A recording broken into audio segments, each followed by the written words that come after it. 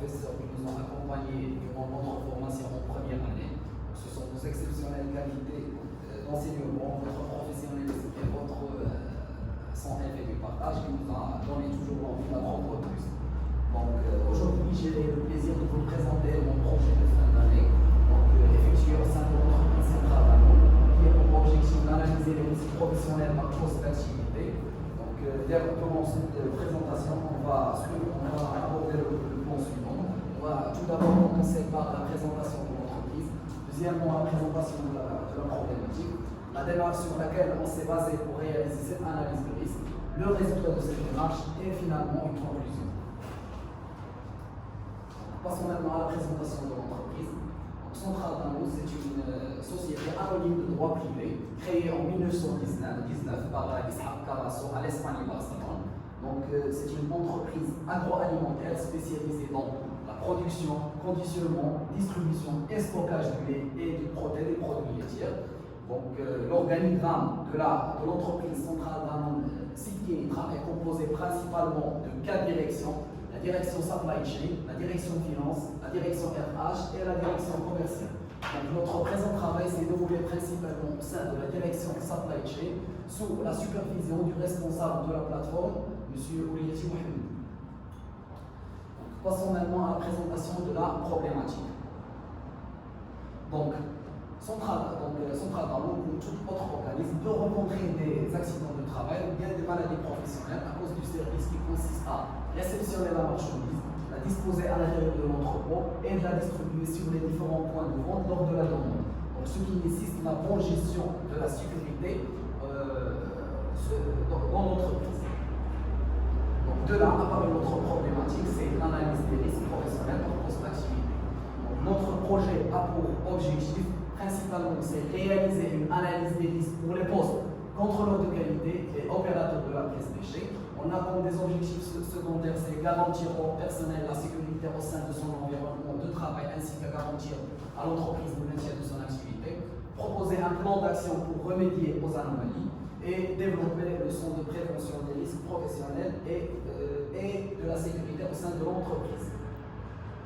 Donc, afin de bien définir la problématique et conduire à la phase préalable, donc, pour mieux visualiser le projet et ses attentes, nous avons utilisé la méthode QQO-QCP. Donc, c'est une méthode qui permet d'analyser les risques qui permet d'analyser les différentes dimensions d'un problème sous ses angles pertinents en posant les questions suivantes: quoi, qui, où, quand, comment et pourquoi. Pour ce qui concerne notre cas pratique, c'est quoi le problème? C'est tout simplement analyser les risques professionnels pour les postes contrôleurs de qualité et opérateurs de la pièce déchet. Donc, qui est concerné par un problème? C'est le responsable de la plateforme en collaboration avec le stagiaire qui est moi-même. Donc, où on va réaliser ce travail, c'est au sein de l'entreprise Centrale Danone Sitkinitra. Donc, quand le 20 juin 2021. Et comment on se bat en utilisant 2 méthodes. Donc la première est basée sur ISO 14121 pour l'identification du risque et la deuxième est basée sur la méthode de Gini pour l'évaluation du risque. Donc pourquoi? C'est tout simplement pour atteindre les objectifs fixés qui tournent en gros sur la prévention des risques professionnels au sein de l'entreprise. Donc passons maintenant à la présentation de la démarche. Donc, pour réaliser cette analyse, nous avons suivi les étapes suivantes. Donc, premièrement, l'observation. Deuxièmement, l'identification. Troisièmement, l'estimation. Après, l'évaluation et le calcul. Donc, afin de bien assurer le processus d'observation, qui est le pilier de la réussite d'une analyse de risque, donc, nous avons suivi 2 étapes. Premièrement, la connaissance du milieu du travail. Et deuxièmement, la collecte de procédures et l'identification du tâches. Donc, pour ce qui concerne la connaissance du milieu du travail, donc, nous avons identifié les lieux où chacun, contrôleur qualité et opérateur de la pièce déchet, effectue leurs tâches quotidiennes en se basant sur le plan d'évacuation suivant. Donc, la deuxième chose, c'est la collecte de procédures et l'identification de tâches.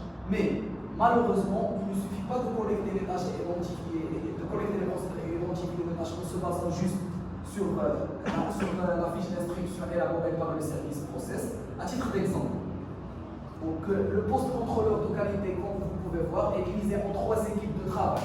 Donc, les contrôleurs de qualité qui travaillent le matin effectuent des tâches qui sont complètement différentes par rapport aux contrôleurs de l'après-midi. Et la même chose pour les contrôleurs de la nuit. Par contre, le poste du opérateur de la presse léchée ne travaille que le matin. Donc, il n'y a pas de problème pour ce qui concerne ce poste.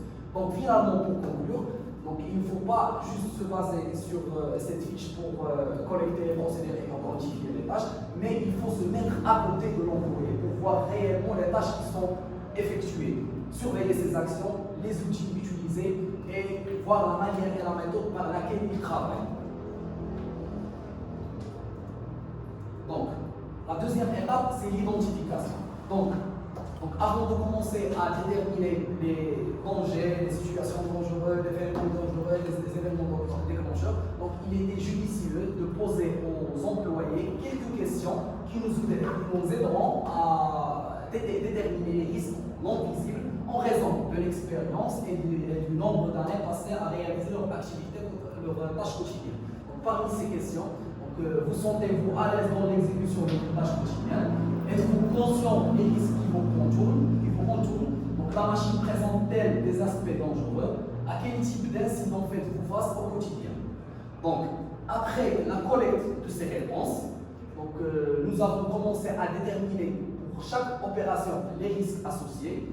Nous avons aussi commencé à déterminer les situations sur lesquelles une personne est exposée à un ou plusieurs dangers, déterminer les événements déclencheurs et ainsi de suite.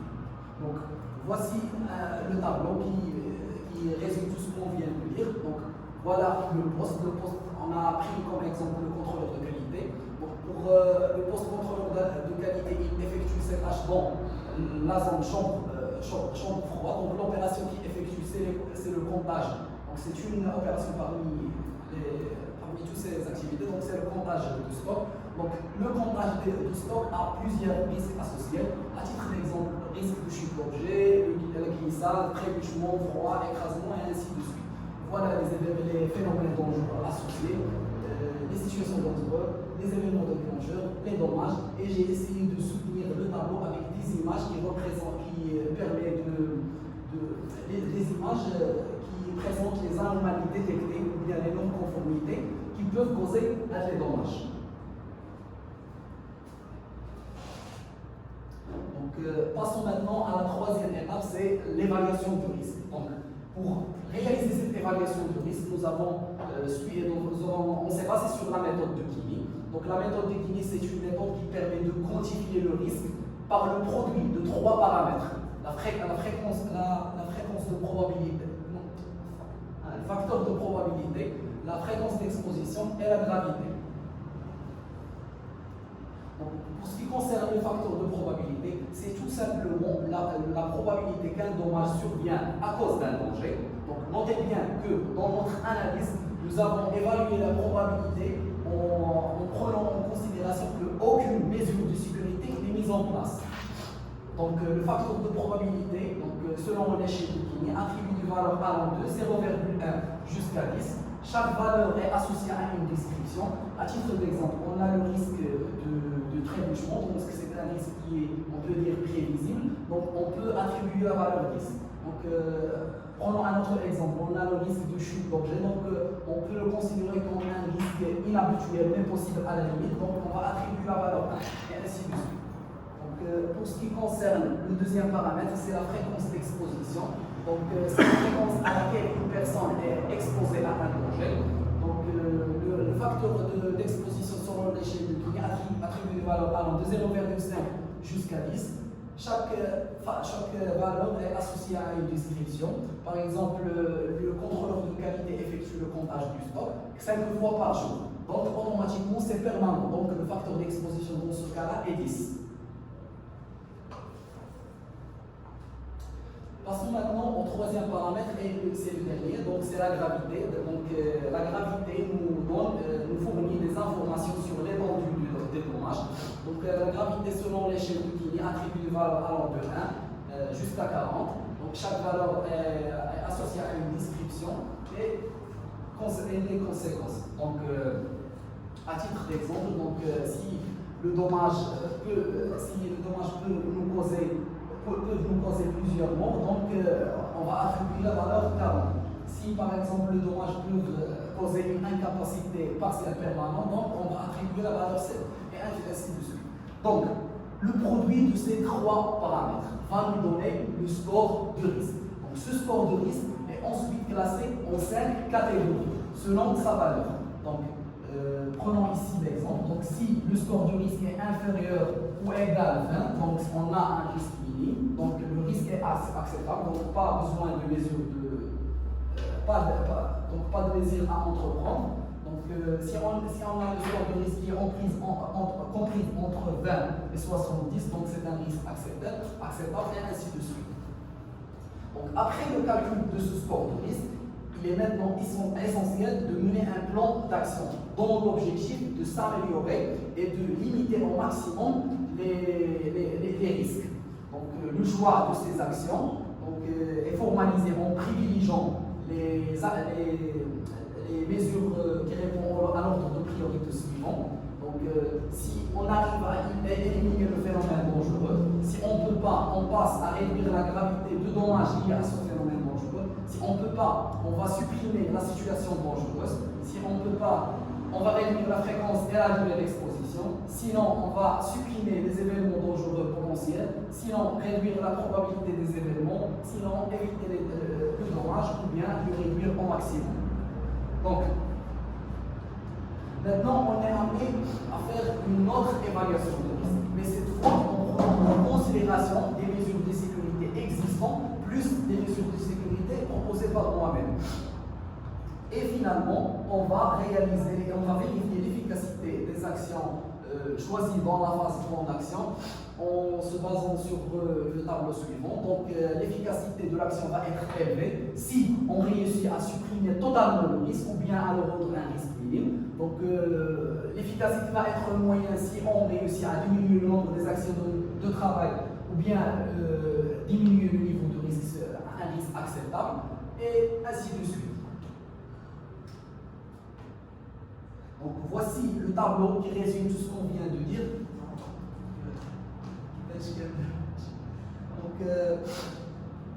Donc, ici, on a les paramètres. Donc, les paramètres ont été évalués en prenant en considération qu'aucune mesure de sécurité n'est mise en place. Donc, le produit de ces trois valeurs, 6, 10, 3, va donner 180.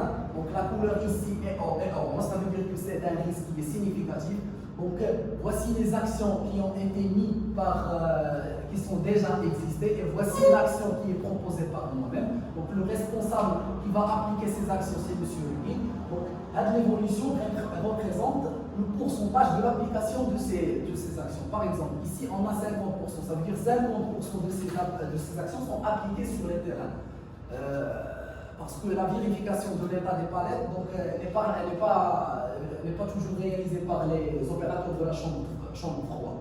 Donc ici, c'est la deuxième évaluation de risque, mais cette fois en prenant en considération les mesures de sécurité qui sont appliquées ici. Donc voici les nouveaux valeurs. Le produit de ces trois valeurs va nous donner la nouvelle valeur du score de risque, qui est classé en genre, ça veut dire que c'est un risque qui est acceptable, et on va mesurer l'efficacité de l'action. Donc on a réussi à réduire le niveau de risque, donc on le met vers un risque qui est acceptable, donc c'est une efficacité qui est moyenne.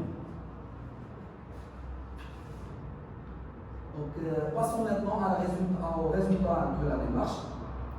Donc, après avoir fini le travail de l'évaluation de risque relative à ces deux postes, nous avons réussi à déterminer les risques professionnels et nous avons réussi aussi à construire les fiches de poste en collaboration avec le responsable de la plateforme.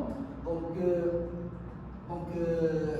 malheureusement, le contrôleur de qualité était un peu occupé, donc j'étais obligé de prendre la photo moi-même. Voici le titre du poste, les risques professionnels relatifs à ce poste, les consignes de sécurité et le mode opératoire.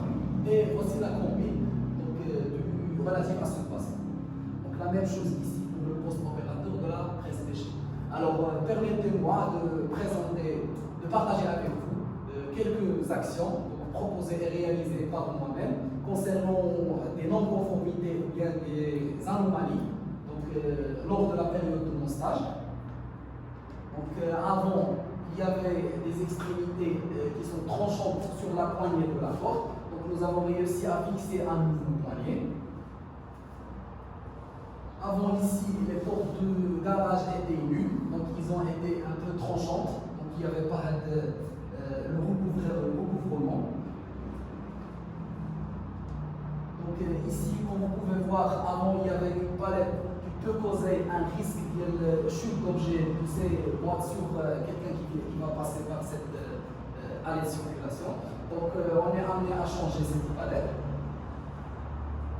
Et finalement ici, on va trouver qu'il y a des boîtes stockées dans l'allée de circulation. Donc c'est sur une non-conformité. Donc on a essayé de trouver un autre emplacement pour ces pièces. Donc passons maintenant à la conclusion.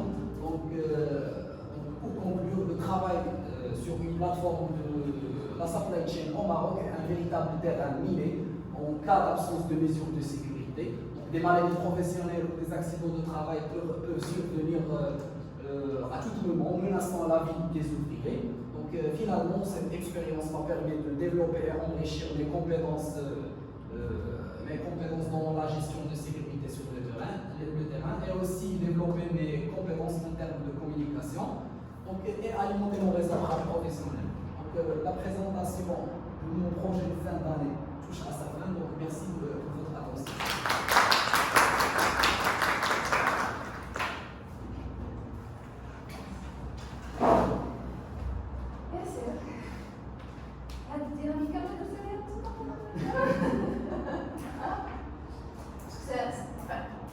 C'est intéressant d'avoir l'énergie et faire preuve de cette dynamique. Il faut savoir bien la canaliser, bien l'utiliser, peut-être pour pouvoir bien faire suivre les gens à la démarche de projet zéro. Juste savoir bien utiliser et la canaliser, comme ça mais c'est intéressant de ne pas se mettre au retrait, bien sûr, c'est un point fort, de ne pas être un stagiaire ou des bosser au tagacé qui se met au responsable idéologie ou de la rédaction, c'est des dollars de l'office. C'est quand même très intéressant comme point positif. Je te remercie pour ta